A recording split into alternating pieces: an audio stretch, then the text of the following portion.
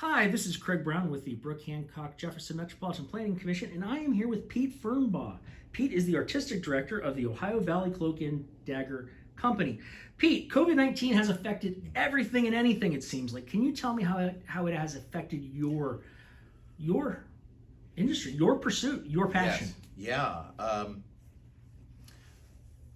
I think the greatest way I can relate how it's affected us is by referencing the big dog of all theatrical pursuits, and that's Broadway.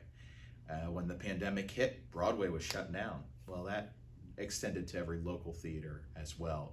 We were all shut down, or theatrical troupe. We couldn't do live performances. Most theaters were down and out for a significant part of the summer. I know one local theater in this area, Towngate Theater through Ogilvy Institute, they had to figure out a way to still do theater with COVID-19 restrictions. So that was challenging for them.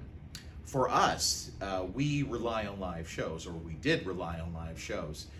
So we would do our murder mysteries in front of a dinner theater audience, which means they're eating and they're drinking and they're sitting close to each other. Most of these rooms aren't very big. So that was out of the question, on top of us up there without masks on, performing. And as far as our radio productions were concerned, that meant, we have a live audience for those, and we're up there acting, and so everything you were hearing about how COVID-19 is spread, that happens in theater. we violate, we project, we spill, whatever you want to say about it. There is no question that theater would have been a super spreader if it had continued. So we had no other choice but to shut down our live productions until we could figure out how to do them well, in spite of the pandemic. So how did you guys adapt to it? I mean, you don't want to just stop your craft. Right. You want to try to keep your people motivated. You want to try to keep the spirit of the company going forward. How did you guys find a way to do that? Our last production was our last radio show was done on February 29th of 2020. And then a week later, I did a charity benefit, which was a murder mystery. And that was, I want to say, March 7th, 2020. And then a week later, a little less than a week later, everything started to shut down. And I think it was the next Friday, March 13th, that the governor of West Virginia, which is where we're based, shut schools down indefinitely. And then it was just, kind of cascaded from there. So we had a production scheduled for the end of March. We had production scheduled all the way through June. I think we were going to take a hiatus month in July. We had a murder mystery scheduled for the end of May. Everything was canceled. Totally wiped off our calendar. We had an option. Everybody had options. You can just sit around and ride the pandemic out, or you can come up with creative ways to still produce art and make art in spite of your circumstances. And I'm a firm believer that art happens just like business happens. Art happens no matter what. You can be a Neanderthal in a cave and art still happened. You were still making art. They were still telling stories. So I looked at what we had at hand, and it's interesting, I had never heard of Zoom until an actor I wanted in my last murder mystery on March 7th, what I didn't know was going to be my last murder mystery for the time being, said to me, I can't make any of the rehearsals. Do you think we could rehearse over Zoom? And I said to her, what's that? And she said, oh, it's this messaging app, and I use it for business, and I use it for blah, blah, blah, blah, blah. I said, sure. Can I download it to my phone? Oh, yeah, you can download it to your phone. And I downloaded it. We did the rehearsal over Zoom, and I hated video messaging. And I said to myself after I got done, I'm like, no, I'll never use that again. I'll have to get rid of it. Well, then the pandemic hits, and I'm thinking of how can we continue this? And I'm starting to hear people talk about Zoom. And one of the places where I work, they were talking about doing things over Zoom. And I was like, I've heard of that before. And I started scrolling. I'm like, I have the app on my phone.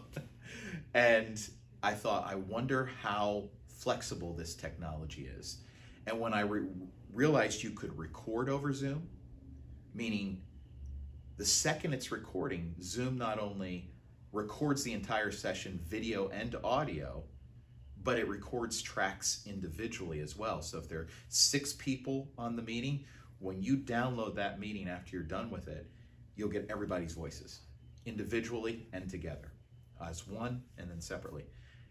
And I thought, this is perfect for radio drama. Perfect. As you probably have seen on television and elsewhere, Zoom is less than perfect in quality. So there are challenges. We're still doing it to a certain degree with that. And then, of course, Wi-Fi connections and all that.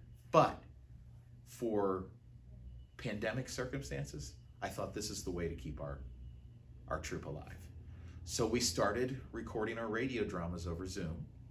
And it really was an opportunity for me because I had done limited audio editing since college. And so I was able to reacquaint myself with editing audio and mixing sound effects and doing all of that. Very challenging, but it was just fascinating to see how it still came together. And since then, we've released 13 fully produced episodes that were made over Zoom, and we have about another 13 or 14 still to be released. And thankfully, because of the vaccines and everything, we're starting things back up again with live productions. What are you looking forward to the most?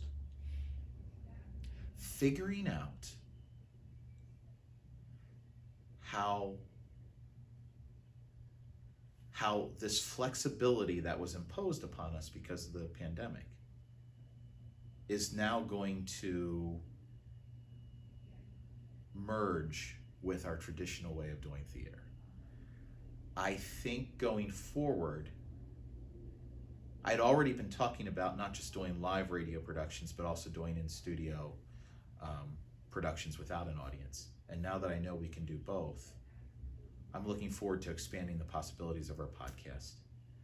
I now know that I don't have to have everyone in person for a rehearsal, so I'm hoping to appeal to actors who may not live close to where I am.